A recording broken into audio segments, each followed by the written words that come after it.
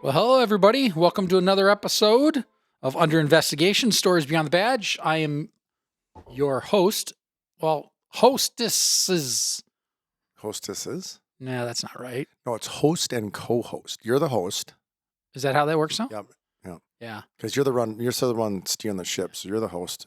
I get to be the co-host Well, there was a vote, and you were voted in. on the island. Yeah, there's only 3 votes. Right. You got 2. That's all that matters. 50% isn't, Oh, anyways. Hey, you probably noticed the introduction was a little different this time. We're making some changes here. Our Facebook has changed a little bit. We're changing the direction of the show just a little bit, not a whole lot, just more background stuff. But Brant is here. I can't get rid of him now at this point. No. So, but yeah, so here we are. So today we got a guest that actually had to drive a distance here, Ryan. So, thank you for driving. Appreciate it. Wasn't bad. Only an hour.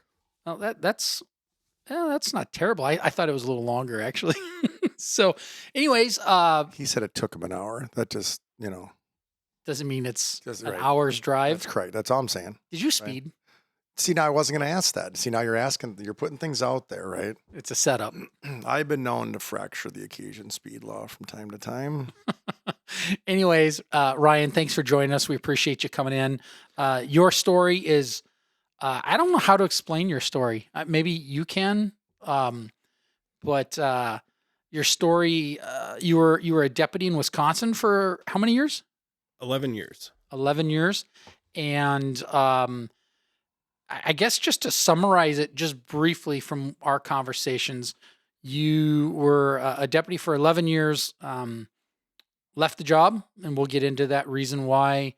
And you kind of went through some, I don't know, like a story, a process to kind of getting back to where you are today. Is that A journey. a journey? That's probably the way to say it, right? A journey. But I do appreciate it. This has been a while in the making, you coming up here and visiting with us. And I really do appreciate you stopping by. But I'm going to the elephant in the room for anybody who doesn't know Ryan or does know Ryan and his story. You were a deputy that you ended up getting in some legal trouble. And is that eventually how you kind of lost your job or left your job? How do they word it? Resign in lieu of termination. I think That's exactly how they letter word it. says. Yeah. Yeah.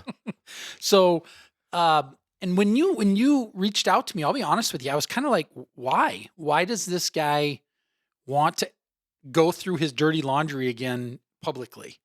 And you and I have obviously talked several times since then. And is it fair to say that you want people to learn from your mistakes?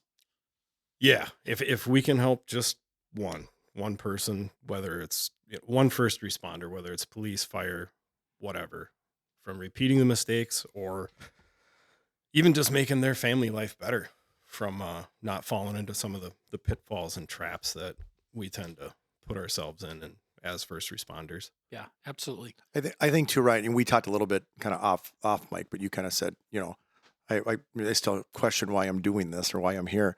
And I think I will, here's, I guess, my response. I had a response and I was going to wait till we were on mic or on air.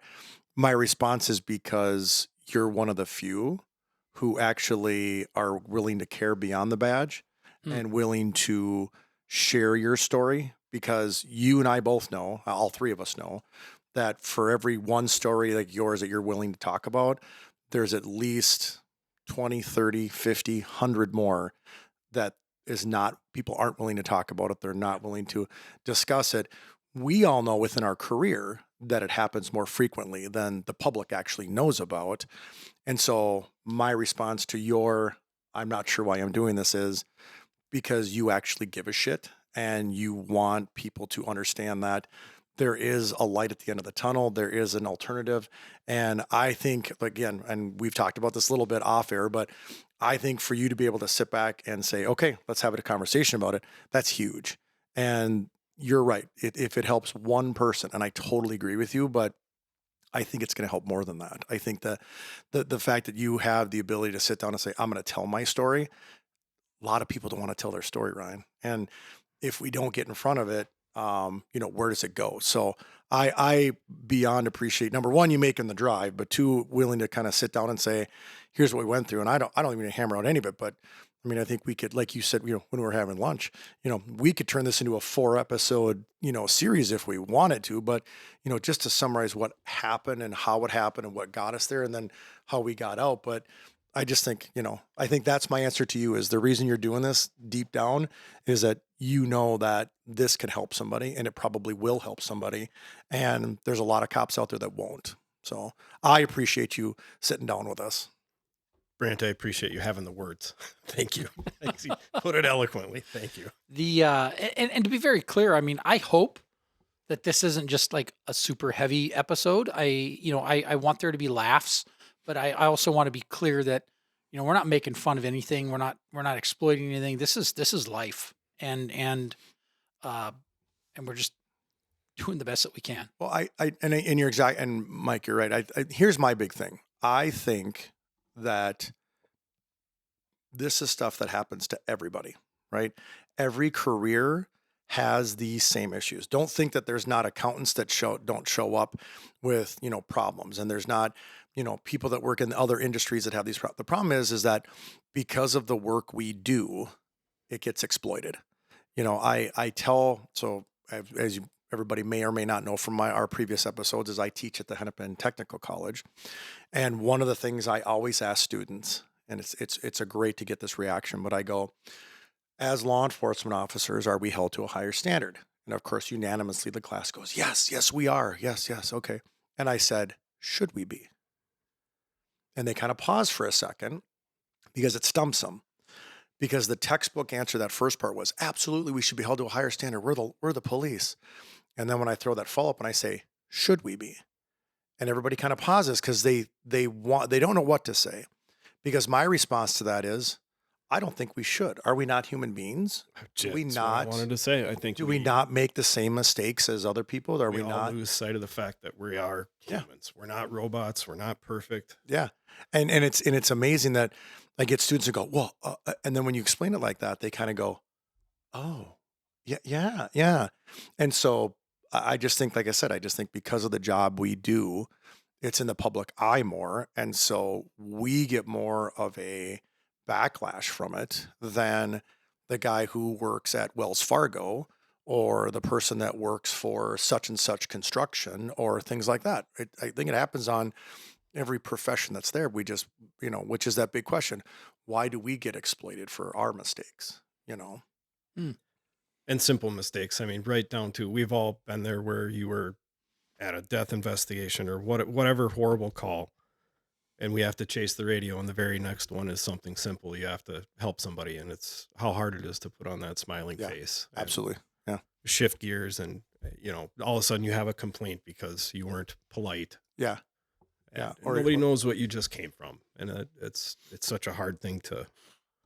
I think it's sad for a lot of us that are not in the job anymore, but I think it's just become recent within the last few years, really, that agencies have started to acknowledge that, and it have started to kind of provide that. Hey, we maybe need to do some aftercare. We maybe need to have some, stuff to do after these traumatic calls to kind of help our cops and firefighters and EMS and dispatchers deal with the trauma that's happened. And if I'm not mistaken, Mike, you were part of a team that does that, weren't you? Yeah, just up until last week. Yeah.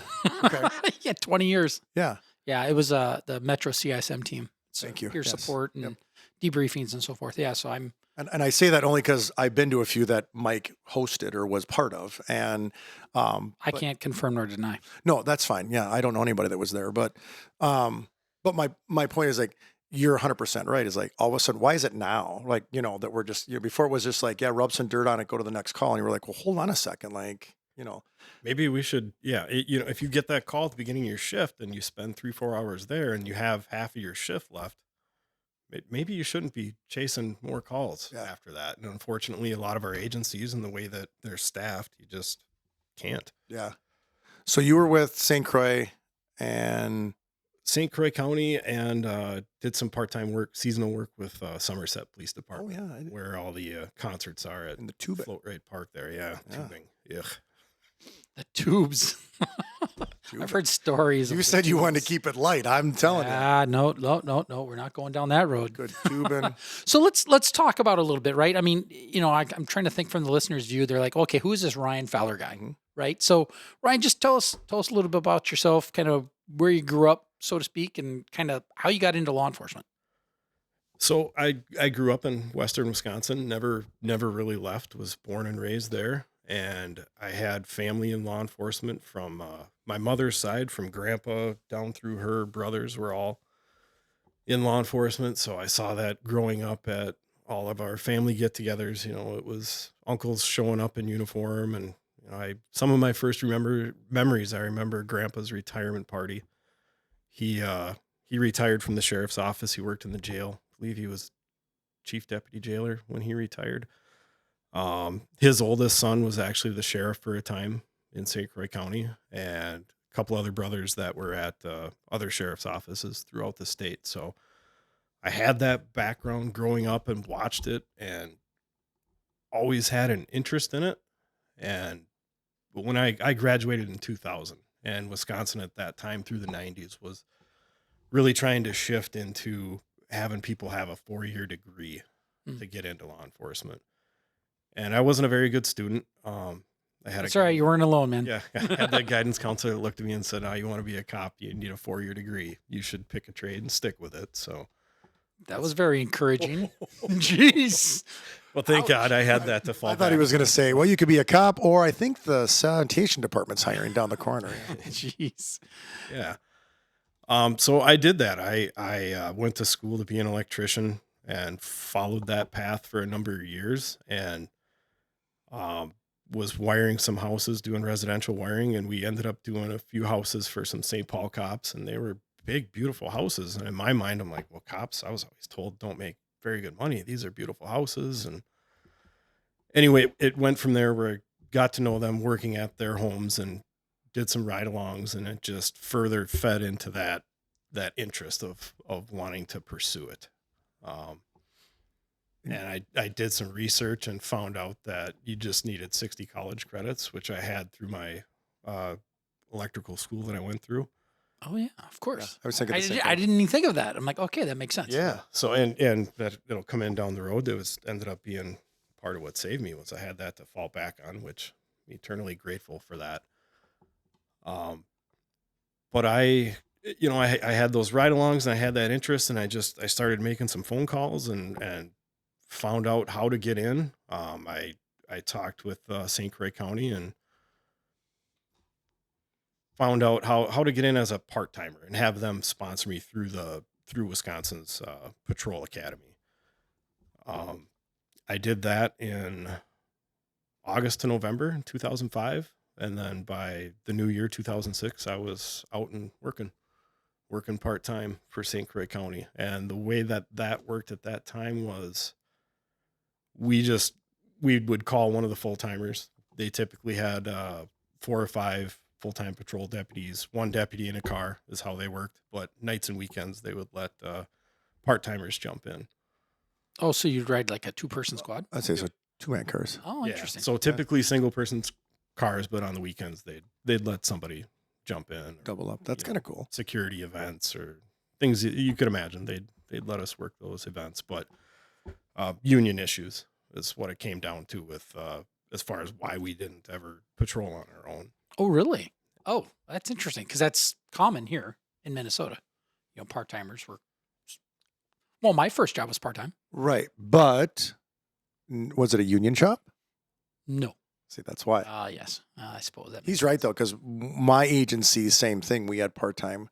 And even though the full-timers, because it was a small agency, the full-timers were like, no, we want these part-time people because it's going to give us time off and things like that. The union still stepped in and said, well, hold on a second. First of all, are these part-timers going to become part of the union? Well, no, they're part-time and they don't want to pay union dues when they're only, getting paid a lesser amount anyway. Yeah. And so you're like, I don't want to join the union. So yeah, he's right though. There's definitely That's interesting. and it's not necessarily, remember, it's not the members of the union, it's the union themselves that they're kind of drawing that line in the ground saying, there's only so much we want to give up. Otherwise, what's to stop the rest of the sheriff's office from saying, hey, how come these non-union guys are getting paid same as the union guys, and we're not doing so that he's right. There's some definite union Well, stuff. interesting because I mean, when I worked up north, we had part timers there as well that did work the street. But I mean, I get it. It's different everywhere. A lot I of mean, times it's hours, how many hours they can work, we liked our part timers. yeah. Well, that's what I'm saying is off. yeah, it's time off, it's days off, things like that. And especially if there's good guys that are willing to work, extra shifts and things like you got that quality part time. If something comes up on short notice, you call, hey Ryan, can you cover the shift for me? And Ryan goes, yeah, that's fine, I got it. You want that guy working, But yeah, you're right. That's but definitely some union stuff that comes in there. So at some point, just kind of keep us moving along here. Transition to full time at some point. So what? Yeah, I did that for 3 years, and St. Croix County historically at that time, their path to being on patrol was through the jail. So during that time, I was, you're trying to show up, work, get your face out there so people remember you, so that you can come and do the interview and hopefully have a good work record and following you. And so that's the path I took. About 3 years, and then I kept applying for the jail, and I eventually got hired full time in the jail. That was July 2008. I started that, and every jailer you talk to, they're going to tell you I was there for 3 years, 2 weeks, or 3 years, 2 months, 2 weeks, and a couple of days. They know it right down to the hour because it's such a miserable place to exist. Wow. So transitioning from doing the electrician thing and then transitioning to being a jailer, how big of a pay cut was that? It might have actually been a pay raise because right in 2008 was housing crash stuff. Housing crisis. We were, yeah. I was a union electrician, and I That was makes still sense. an apprentice. So it was like, well, stay home and hope you're going to get a call to go to work, or That makes work. sense. So Because I just think historically, right? I mean, the trades get paid, especially if you're in a good area and you work for a good company or you're working independently, the trades get paid pretty well. And Yeah. so my big thing would be like, hey, I'm going to take a pay cut to go be a jailer. It's like, what? Like, tell me that's not dedication to the career. yeah, and a lot of my coworkers were, "Are you crazy? An electrician?" And I'm like, Yeah. "It's not." I'm looking at it. I've got the pay stubs. I've never worked a full year, so Yeah. it's apples to apples. It was ended up being pretty much a wash for a certain amount of time. When I eventually left and went back into the trades, it was sometimes quadrupled my income. So about 2011, you hit the road, 2012. Yep, October 2011. How was that? So it was frustrating because they were transitioning from exclusively hiring out of the jail to where they started to hire from the outside. They thought the grass was greener and we're going to get better quality candidates, and that's bullshit. Whatever ideas that they had. There's so many agencies that do that. And I was really stuck at that time in that victim mentality, so it fed into that for me. Like Ryan's getting screwed over again for whatever reason. So when I finally made it, it was like a big, I had worked so long to get there. When you were jailing, were you also part-timing, or did you have to transition from part-time deputy to full-time jailer? And again, union rules, we ran into that. So it was once you were full-time in the jail because of the union rules, you exclusively worked in the jail. So you got screwed over there too, because then you couldn't go jump in the cars anymore. You could do it for free. Oh, how you're nice. donating your time. I'm sure you could do it for free. Yeah, we'll let you. That's how local government works, isn't it? You want to do it for free? We'll let you do it for free. Because we're helping you. Because think of how much knowledge you'll get for free. Oh, geez. So, okay, patrol deputy. Did you do anything else other than patrol? Yeah, so it started in patrol. I had worked a lot with the canine guys, doing decoying and just volunteering for whatever I could. I knew I had an interest in that from right when I was a part-timer. Mm. So again, donating time whenever I could with those guys with a goal of eventually getting to be a handler myself. And that took some time. It was 2014 before I finally had a successful interview and job offer within the department for that. So I was a dual certified canine handler. We did narcotics and apprehension, went through St. Paul PD's canine program. And up until the incident happened, I worked patrol as a canine handler. Yeah. Nights. Yeah. Stay away from admin. It's always nice. Well, yeah, I would say. And not only that, day shift with a dog. terrible. Yeah.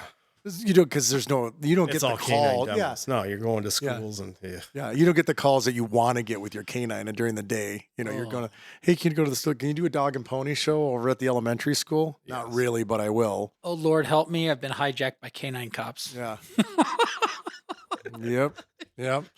No, that's I always ask because usually, especially because I have a few friends that work for St. Paul PD, and it's kind of funny to hear them tell stories because every St. Paul canine cop will tell you because obviously they bid by it's a seniority bid, and the canines bid separate than the rest of the rest of the patrol when it comes out for bid. The canine guys all bid their own schedule, and it's funny to watch that the senior canine guys are night power, dog watch, mid shift power. None of the senior guys on canine are working day shift. It's like all the new guys coming out day shift. Well, that makes sense, though. I It mean, does. if you're a canine handler, I don't imagine you want to be. You want to bopping work your around during the dog. day. You want action. Yeah. No, that You want to makes work your dog. Your dog wants to be worked. It's yeah. Even to a dumb detective like myself, I got Yeah. that figured out. Yeah. So, let's kind of get into it a little bit, right? I mean, again, we're talking the elephant in the room, but I mean, it was pretty well publicized when this incident went down. I mean, you were even nice enough to send me a Fox 9 link, which I was like, Fox 9. I'm holding in the other F words that I'd like to Oh. go Fox 9. I remember this incident. I actually do, because honestly, I was kind of like, oh my gosh, this guy is screwed. So I'm just gonna give you the floor, Ryan. Tell us the story. What exactly happened? I'll back up just a little bit, I guess, just to lay the groundwork with being from Wisconsin and the what comes with it, the culture of alcohol. Yep. By my first drink, I tried to put it off for the longest time because that ran in my family as well, alcoholism and addiction, and not in my direct family, but close enough where I saw the effects. And I think my first drink was probably 15 years old, somewhere in there. I was just gonna say yeah. And it came, oddly enough, after my first opiate experience. I had some dental work in 8th grade and had some Vicodin, and I struggled for years as to why that took a hold with me. And really, there's no reason. Some of us are just broken. I had a friend that explained it, that some people with opiates, you the first time you have it, it's like a hug from your mom or your grandma, and it just fixes something that you didn't even know was broken, and everything is perfect. And that was my first experience with Vicodin, where a lot of people will judge where, oh, it's your choice. You chose to put the alcohol or the drugs in your body. Well, yes, I did. But also I was following my doctor's directions, exactly what was on the bottle. And that can be enough to start a cycle of addiction for people. Oh, 100%. Well, and I think there's a lot of different, and I don't have the names off the top of my head, but there's a ton of different movies and documentaries that are out now about the opiate pandemic or or epidemic that was out there. That was these doctors were pumping these pills out to people, and they just they were getting kickbacks from the pharmaceutical companies and things like that. And it was around that that time. So that's, I mean, I'm guessing what that's. Late 90s, early 2000s, yeah. Mid to late 90s is about, because, and again, I don't think people had the full grasp of what, Vicodin and all the narcos that are out there now, the different versions of it. But yeah, I think it's right. It was just because you could walk in and say, my shoulder hurts. Could I get some pain meds? And they'd go, 80 enough? And you're like, well, I don't think I need 80, like 3 pills would work. Oh no, you just take these in case you need them. And I think that is what causes that slippery slope like you were talking about, because it's not a matter if I need it and it's not a matter if it worked, because as anybody who's ever had to take those would say, it absolutely works. It eliminates that pain, helps with those pain receptors and things like that. What people don't tell you is, why do I need more than 4? Right. For this injury or for, your dental work, why do I need more than 3 or 4 of those? But here's 30 of them, Correct. So Vicodin, That was my first experience with anything, with putting a foreign substance in my body and having an outcome of an altered state of mind, I guess, the easiest way to put it. So, I, again, and having a little bit of addiction experience and seeing it and being frankly terrified of it, and growing up in that family of law enforcement with some of those uncles were the DARE officer, for their county. That stuff was beat into my head that alcohol and drugs are bad. Stay away. It's going to ruin your life. But I had that experience with Vicodin, and that led to curiosity in exploring alcohol, because that's what's immediately available. I mean, pretty much any household in the Midwest, you're going to find some sort of alcohol, or especially at that time, you get people to buy alcohol for you. It's so readily available in our society and so celebrated. Everything is an excuse to drink. So in preparation to this, you had sent me that video about, I'll just say the area that you were raised. Church of Felons, yeah, excellent movie. Yeah. Yeah, and I mean, I know the Midwest, and I even know Wisconsin. Like the joke around here is that, alcoholism, DWIs, all this stuff is like, off the charts in Wisconsin. And that documentary that I watched, The Church of Felons, that pretty much like confirmed that. I mean, is that what I saw in that video? Is that a pretty accurate representation of that Yeah. culture over there? Oh yeah. Yeah. So And it's significant. yeah, absolutely. And I don't think it's much different over here. I just I was- this summer moved to Minnesota, and it's a difference of 30 miles. I don't think it's much No, different. I would agree. And that's what I was going to say is do you think that it's a Midwest thing? Because again, you started up north, Yep. right? I worked up north, right? I still, have friends and family that live up north. I don't think that's much different than that video. You watch that video documentary movie of it, but you watch the stories that are told, and you watch and that, I mean, I flash back to the Iron Range and think I can transplant that entire documentary that you Yes. sent to the Iron Range and go same. And so I always go, is it a Midwest thing, or is it just our 4 or 5 states? I don't know, but I agree with you when you were saying that. That's just I don't know if it's because we have like winter time and we have that change of season where things are just, I mean, it's common, right? That, not for everybody, but when the winter comes and people are locked in their homes and stuff, that, that depression thing comes on, and, what do people lean to? Drinking. We rely on alcohol for so many things, sporting events, drinking, It's everything. get-togethers, drinking, it just, and you said it best because Somebody died drinking. Yep. Somebody born drinking. Yep. Yeah. And you said it best. It's like everything revolved around it. And I don't think it was much different. I mean, metro, right? People that grew up in the metro, at least for, around here, I think I'm not saying that they don't experience it. I'm not saying that it's not still readily available and things like that. But I don't think like the kid that, is going to Minnetonka doesn't know what it's like to go to a field party. Yeah. Do you know what I mean? Like, because we did that and on a fairly regular basis. Now, where I grew up, we had those all the time, but because of the environment I was in, is my school, there really wasn't pressure. Like if you could go to a field party and not drink and no one would care. Nobody made fun of you and there was no peer pressure. Like everybody, I jokingly tell people all the time, I've never had any experience with marijuana. Never. Now, I will tell you, growing up in high school, it was presented to me many times. Hey, you want to hit this? And I go, nah. And they go, okay, more for me. Like there was no, everybody's like, oh, peer pressure. There really, for that, there wasn't. Drinking, different note altogether. Yeah, you get looked at weird. If you're the person that doesn't drink, you get looked at, Yeah. whether weird or side eye or whatever. Yeah.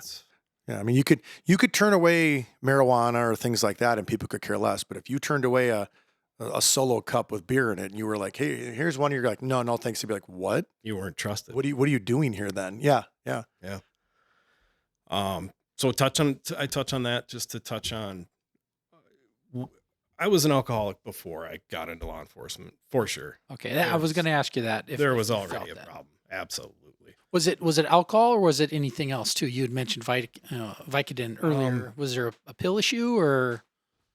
the pills weren't an issue at that time just because of access. I never sought after street drugs or heroin or anything, which could be an alternative that most people would turn to when the pills run out. But um, when it was available, if you go to the doctor, get it free, like they gave it out like candy for years Yeah. for anything. I remember. So it just kind of, once or twice a year, every couple of years, it was always around.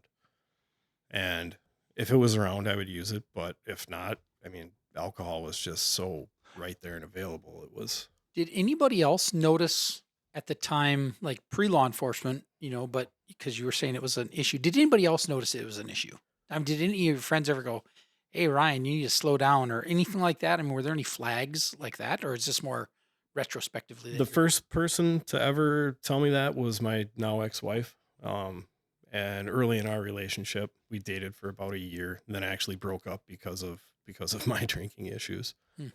Broke up for a short time before we got married, and she did. She knew it back then. She called me out on it, and she was right for sure. Do you, I guess, do you remember, and maybe, I don't know so much around, maybe when we were around here though, we still maybe did it a little bit, but I don't think, unfortunately, right? I mean, here we are, but law enforcement is definitely not the career to go into to stop drinking, right? No. Because we all chuckle at that. because- Right, right. not so Because- much. because I can remember, and this certain establishment will go unnamed, but there was a certain establishment up in Ramsey that it's not there anymore. It's been bulldozed. It's now Highway 10. But I remember when we would get done working, and the owner was a retired law enforcement. I'll leave that out, but would open at 6 a.m. for us to go up there and have what would jokingly be called choir practice. Oh yeah, Oh, yeah. That still happens. That still happens. Right. I mean, I don't partake, but I mean, it still happens. Sure. No, it's like Dare School. Somebody I know does. Not me, but somebody I know may or may not go to choir practice. But that's, I mean, it's like to what was Ryan said, what Ryan was saying is when you walk into this career already having a problem, this is the wrong effing career to fix that problem. Not, again, unbeknownst to you walking into it, but I mean, I will tell you, before I was in law enforcement, I hardly drank at all. I got into law enforcement. I started drinking more and more. Fortunately, I was able to catch it and go, I'm drinking a lot more often than I used to. And I haven't cut it, completely out, but I hardly drink anymore just because I saw the signs and symptoms and you go, that's too much. But yeah, I mean, the unfortunate part is that when you're already walking into it going, I may have a problem. And all of a sudden it's like, welcome to law enforcement. Want a beer? It's like, oh, hold on a second. That doesn't help at all. No. So you had a drinking problem before. Retrospectively, we're thinking here, but you got in. So kind of where are we at now as far as?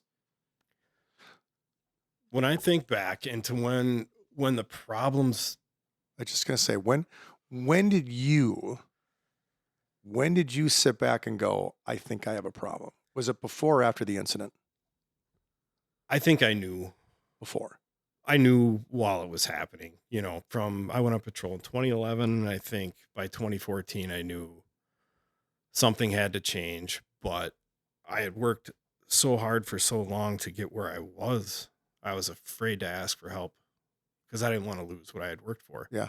Get And that. you're just so scared of that You get that. you can't say anything because you're gone.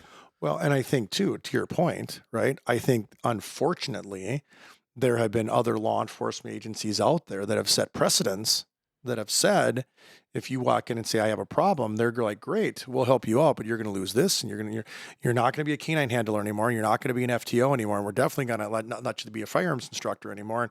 And so it's like, we may let you keep your job, but just, I agree with you. I think that's a lot of why a lot of officers, and maybe it's changed now, but I think that's why a lot of officers have stepped back and said, I'm not going to say anything. And, we haven't we in this on the podcast haven't talked about my friend Blake, who was the officer from Rogers who committed suicide, but that was his issue. Is he walked into the chief and said, and just because we're talking about dogs, he walked into the chief and said, I have a drinking problem and I need help. And the chief said, absolutely, we'll support you, whatever you need, blah, blah, blah, blah, blah. He went into treatment, came out, was out for a couple weeks and or maybe it was a month, and found out it really wasn't working. So he walked back in and said, I want to go to an inpatient program. And and there were some other things that happened in between there. So I'm obviously paraphrasing the entire scenario. I could explain it in much greater detail, but they took his dog when Yeah. he went into inpatient. They took his dog and they reissued his dog to somebody else. And I still say it was one of the things that was very detrimental to him. Yeah. And that's your greatest fears, like is loss of income or loss of that dog or whatever little piece of that department you carved out as your own and that you worked for. You're terrified of losing that. Yeah. I would say 2012 is when the calls that really affected me started, where I really started to lean on that crutch of alcohol and finally started to have some back problems where I was going to my doctor and getting more narcotics and Back problems like physically? yeah, You had some injuries? physical Okay. problems where Gotcha. I had an excuse to be getting pain pills. So And you got to remember, like, he doesn't wear a gun belt anymore, so he doesn't understand the back pain. Ouch. right? Ouch. Ouch. So- that hurts. I can totally Wait a second. empathize with the back pain, Wait a second. but Mr. I just had back surgery, dude. mm, I was out of work for 4 months. listen, whatever story you need to tell, but Oh, I'm not one upping anybody. Let's get into this. So you're now you're moving back to pain meds.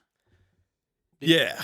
And I always kept that separate from work just out of fear of having some sort of on-duty incident where you had to go and be blood tested or whatever and having that come up and being an issue. So just strictly out of fear, I kept that on my days off.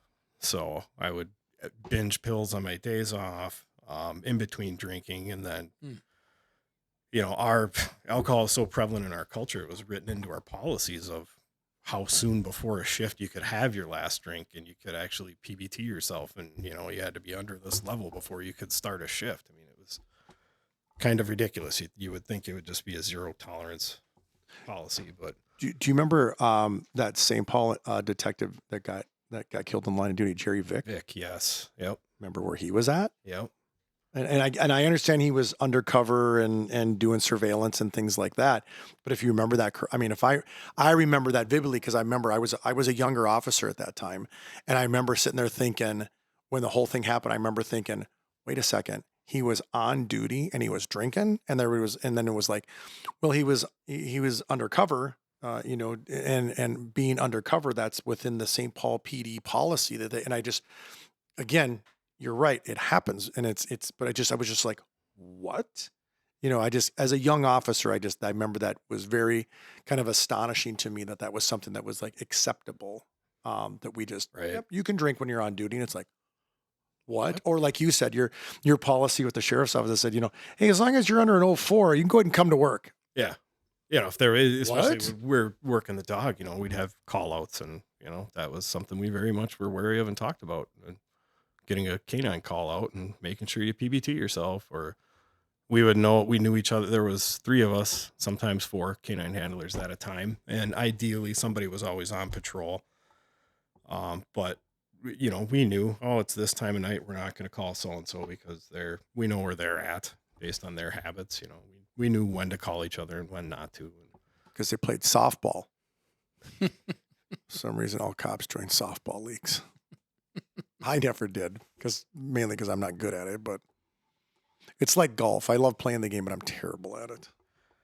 So I eventually, I was going to my general practitioner, my personal doc, and having a conversation with him and told him I'm tired of being angry all the time. And again, we have the keywords we know not to use because we don't want to put ourselves in a box and get in trouble. So I was never depressed. I was never this or that. And I don't think I was, but I was angry all the time. And he first, recommended Prozac probably. That I went through the list of SSRIs. So just try this. It's not just for depressed people. It's for angry people too. So I tried those. I tried benzos, doing this and that, just to try and mend the problem, and it was just exacerbating it. Anybody that's ever had SSRIs, some people, yes, do need them, but the people that don't, it just numbs you out. You feel nothing. Can we explore that a little bit? You made a Yeah. comment that you're like you tired of being angry all the time. What was going on at that time that you literally felt strongly enough that you had to bring it up to your doctor? So there's something going on there, I would assume. Yeah. And I spent a lot of time soul searching myself for some sort of childhood trauma or something that made me the way I was. And ultimately it was just the way I was raised, and a lot of dysfunction and anger in the household. And what my dad went through when he was a child, and him taking that anger out on us, not in a physically abusive way, but in an emotional way, and in a way that I didn't learn proper outlets for that anger. You yell, you scream, you direct it at whatever you think is the problem. If that's the kids, the wife, the whatever, if it's trying to do some work on the car because we're all too cheap to take it anywhere, so I'm going to do the brakes, and then you're screaming the F word at banging tools on the car and taking anger out in inappropriate ways on people who don't deserve it. And I could see that. I could see myself. My kids were really young at the time. They were born in 2010, 2012. So they're toddlers, and I'm taking it out in ways in them in yelling where they're afraid to be around me. And my now ex-wife had made the comment before, and it unfortunately didn't land in time, that if Ryan's not having a good time, nobody's having a good time. I have to ruin it for everybody. Mm. And when I could finally see that about myself is, when it's time to at least go talk to my doc and say, hey, what can I do? Fully not being willing to admit that there was an alcohol and drug problem also, because then he potentially wouldn't feed me the other drugs that were, I thought at the time, helping, the benzos and the. Are there any like calls for service issues? And I don't mean issues like, again, Trauma. all three of us have been in this career long enough that we know that, you see things, smell things, taste things that you probably shouldn't. Anything like that? I mean, had you had any major incidents at that point that you're just like, oh my gosh? I think it was the totality of all those things that we see that we just can't admit that we're not designed as humans to see. Yep. And then we want to pull it together and be the tough one. That's what we're taught. And something like with our department, for sure, we had several shootings over a number of years, and the department treated you differently. Like their trauma trophy was worthy of having that peer support. They got into a shooting or somebody shot at them. They actually had to pull the trigger. So they actually have trauma. You don't have trauma. You just saw a successful suicide or a fatal car crash or whatever. That's nothing. Yeah, I follow you. You're okay. Go drink it off. And we all know that's BS. Right. Yeah. But that's a big hurdle to get your head around and get over. I think that was very well put, by the way. I think, because I when you said that, Mike, when you asked that question, my ears kind of perked up, because I've had people ask, I've had my counselor ask me that.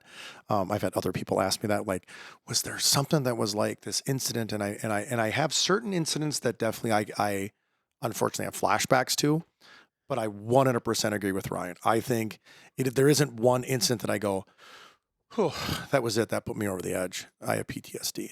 I think it's a totality of how many suicides. For me, it was suicides. I really struggled with suicides, and I unfortunately went to way too many. But, how many do you go to before it starts to affect you? Right.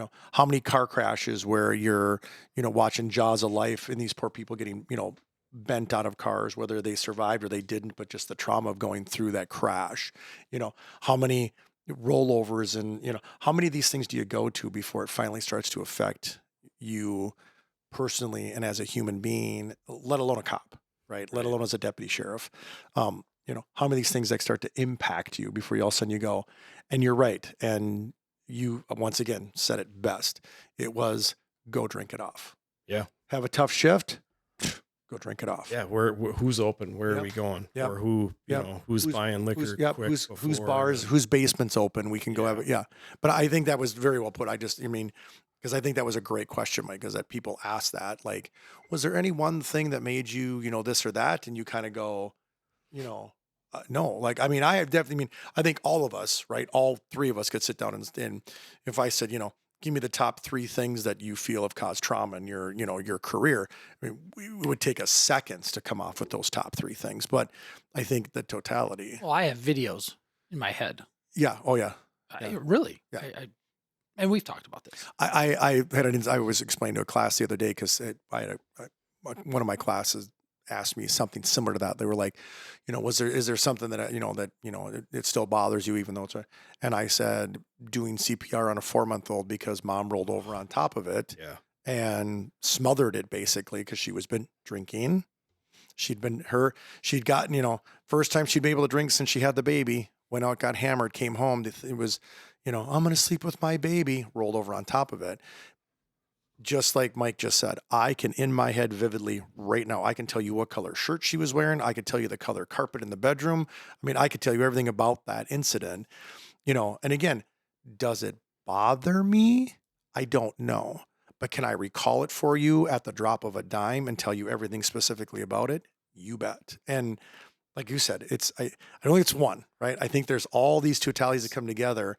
And when that builds up I can't tell you any specific one, but I can tell you that blood and alcohol and mud have a very specific smell, mm-hmm. and brain matter has a very specific smell. Yes, it does. And that never leaves you. Mm-mm.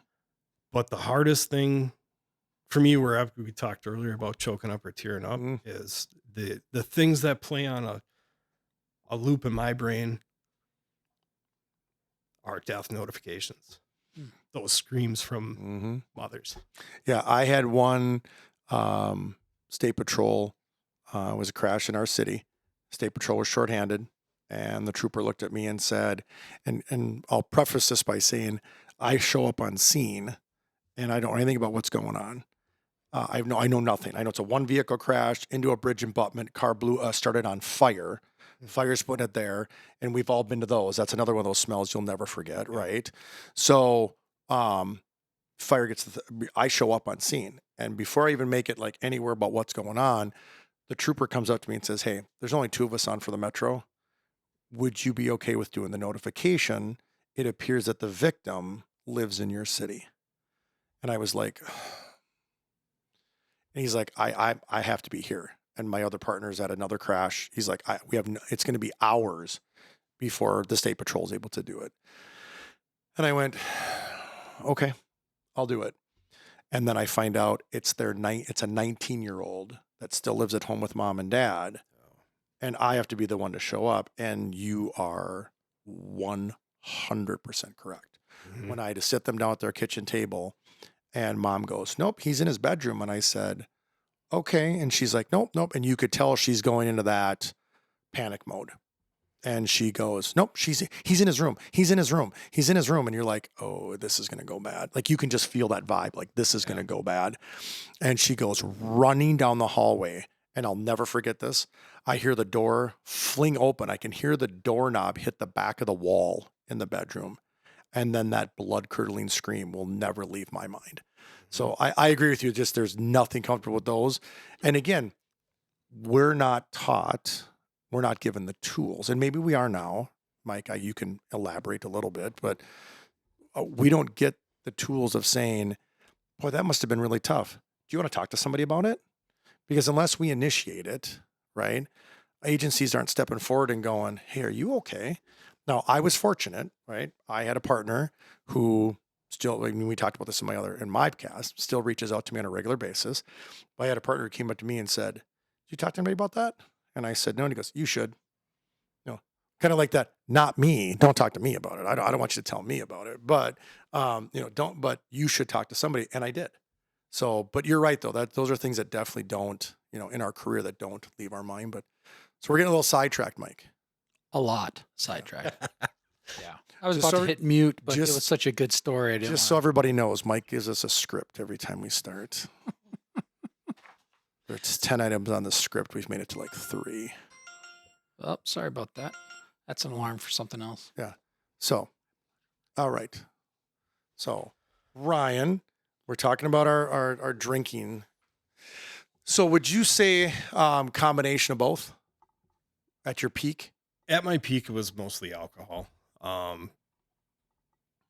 Alcohol and Seroquel, I think, is what I went in. Hey doc, I'm angry, and we went through the gamut of trying SSRIs and benzos and this and that. And the night of the incident, when it happened, he had put me on Seroquel and said this will help you sleep. That was another issue. Is Mm. canine handler, we're on 24/7 call out rotation. It's going to be whenever. So, I had pills. You had pills for pain, pills for Ryan's angry, pills to go to sleep, pills to stay awake. It was. Oof. And I think back then too, right? Because correct me if I'm wrong, but I believe there was a big, we found out now looking back on it that a lot of doctors weren't looking at, oh, you're on this one. Is there Yeah. any side effects with this one? Or if you have this one with this one, is there any other?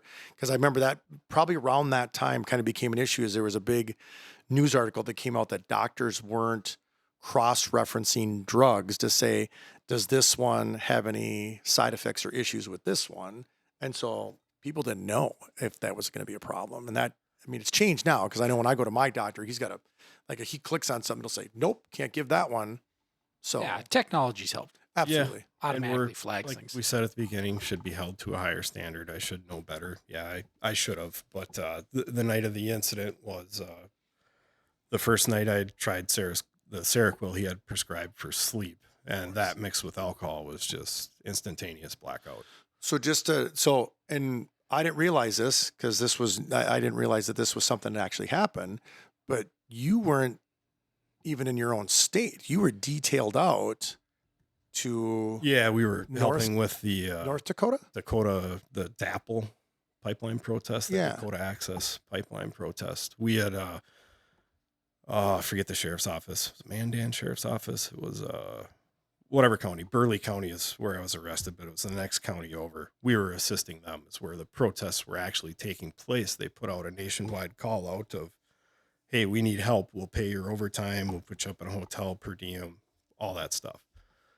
So there was 4 deputies, 2 squad cars, 4 deputies, 1 dog handler, which was me, from our department that went up to assist for, I think we signed up for a couple weeks. Did they specifically want a handler as well? No, they just, Oh, okay. we said, hey, we've got one available. And they said, absolutely. Yep, that'd be Okay, great. gotcha. All right, so let's kind of get into this. The 4 of you go over. You guys 4 squads, 1 squad. How'd that work? 2 squads. 2 squads. So we took mine, of course, because it's set up for the dog. And a guy riding with me, and in the other squad, 2 guys in it. And that's how we had set up patrol out there when we were assisting. It was 2-man squads as well. Most of it was occurring during the day, the protest stuff. So we would work 7 in the morning till early evening, late afternoon, 5 o'clock ish. And then the rest of the time was just hours. And they put us up in a hotel room with a bar attached, and a bar that was known for pouring hot drinks. And they had, when we got there on a Sunday night, there was probably 30, 40 volunteer officers between state patrol, different counties, different cities from Wisconsin. And they put on a big show for us. They had Packers on the big screen and beer on ice. And basically it was a free for all, but they don't get in trouble, guys. One of those things. It's like, we're going to pour alcohol down your throat, but don't do anything stupid. We will arrest you. Was there one of those things, like I've been to trainings where like the Clio, whoever the Clio is, hey, have a great time while you're in our city. If you get in trouble, here's my number. I mean, it wasn't like that, huh? No. I've been to a few of those. So you're having a good time. Yeah, it was innocent enough. I mean, we went to dinner and then we were sitting in the bar drinking, and I drink hard as I was accustomed to. And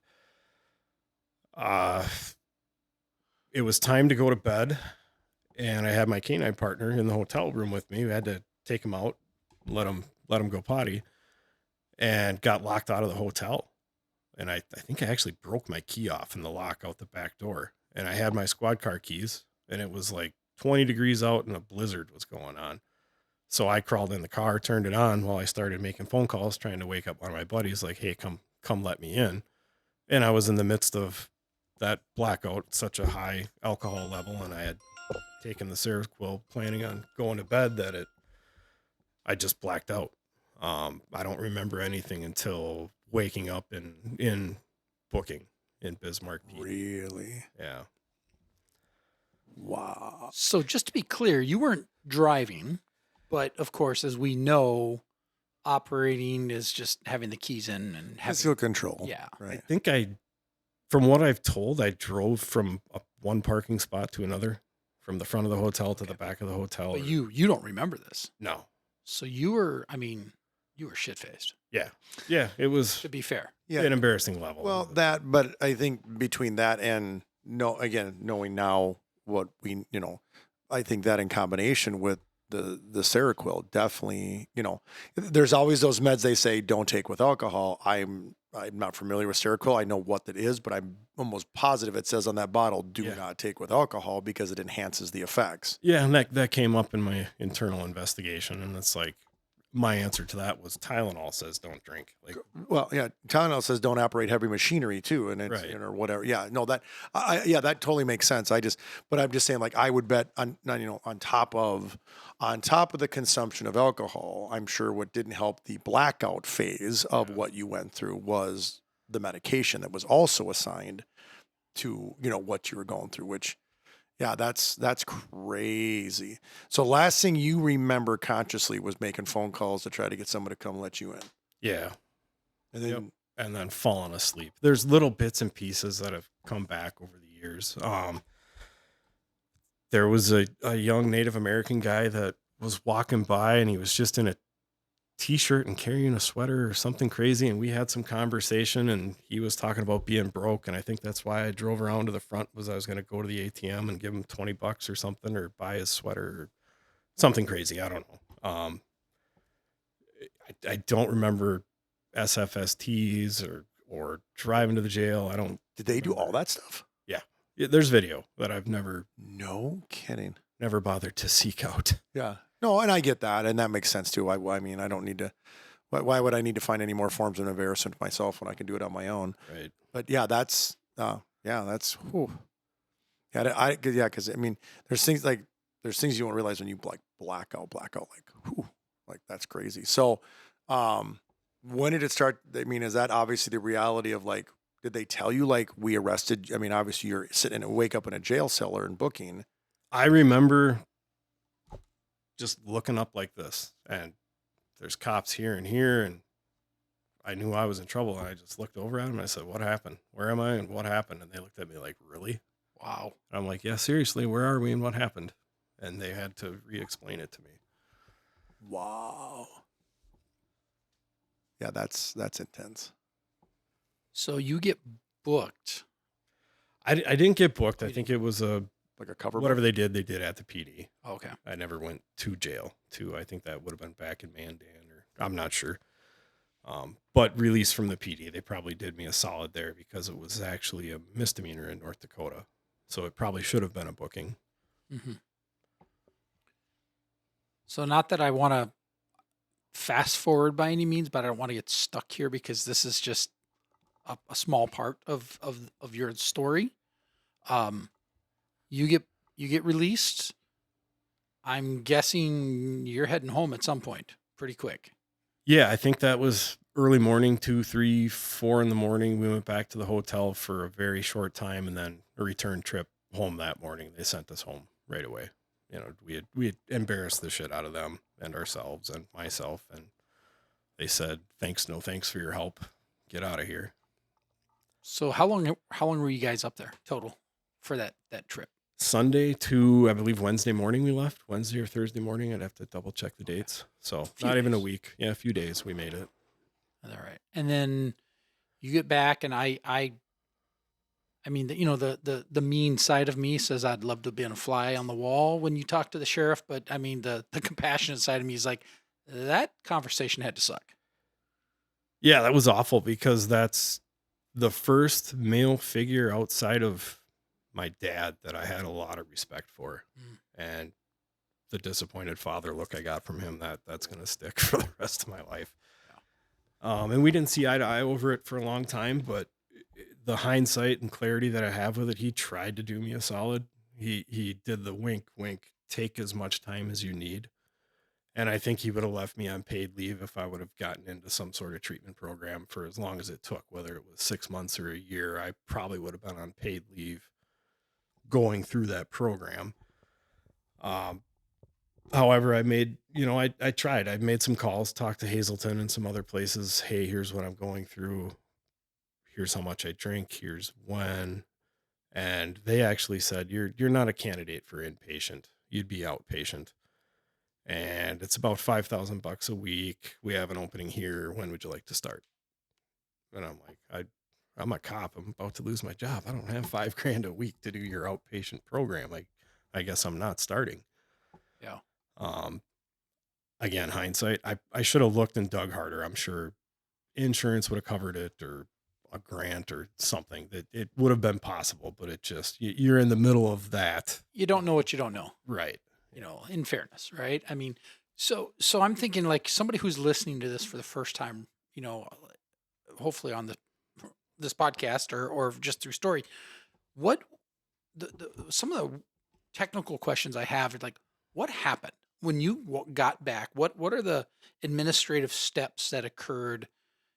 I mean, what's home life look like at this point? I mean, you said you came from a family of law enforcement. I'm sure there had to be some, I don't want to say fallout there, but some Yeah. At that awkwardness. point, everybody had passed away at that point. Grandpa was gone. Uncles were gone. I have one uncle left that did work in law enforcement, but got out of it and was in real estate and stuff afterwards.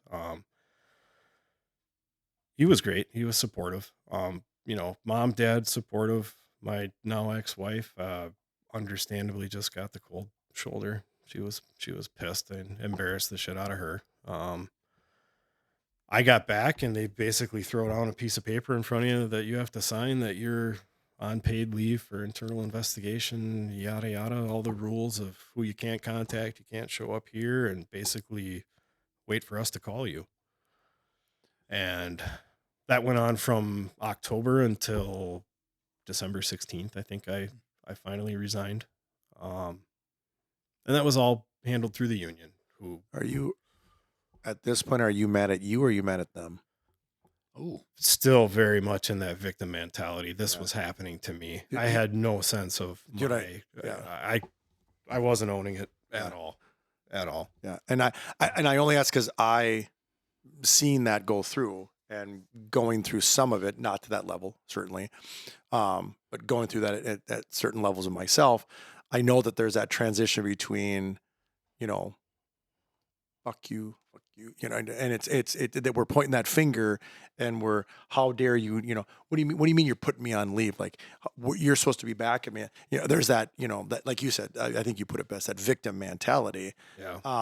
And I think, yeah, and so that's what just, at that point, but there's, I think for any incident, this one's specific as well, but I think for any incident, there's that transition between I'm mad at the agency and I'm mad at everybody else around me, to when we all of a sudden have that reality. And now we understand that I'm mad at me for not noticing signs and symptoms, and what could I have done and what should I have done? Like you said, we were talking about the Hazelton thing, like hindsight, I could have done this. And I guess I just, when you were telling that story, that part of your story, I was like, how irritating would it be to be in a situation, say, I want help, and have them go, yeah, Yeah. you're not a candidate. I'm not a candidate for help. I'm calling you, telling you I need help. How do you know if I'm a candidate? Yeah, you're not a candidate. yeah, that's kind of bizarre, actually. When you frame it that way. I mean, if I'm coming to you and telling you I'm in trouble, help me, and the response is, nah, you're good. It's like, but I'm not. So back then, that was 2016 going into 17. I quit drinking just to, I didn't do it for me. I did it to save my marriage, and was the wrong reasons. And it was because I couldn't hide it anymore, obviously. So that's when I started going to the doc more and started seeking out more of the medications to, whether it was opiates or benzos or whatever I could get prescribed to. So we're still in the tailspin. Oh yeah, absolutely. Yeah. The tailspin continued until 2018. My dad was diagnosed with prostate cancer in 2012. had it removed, was in recovery or whatever they say, remission for many years, came back in 2017, and he eventually passed July of 18.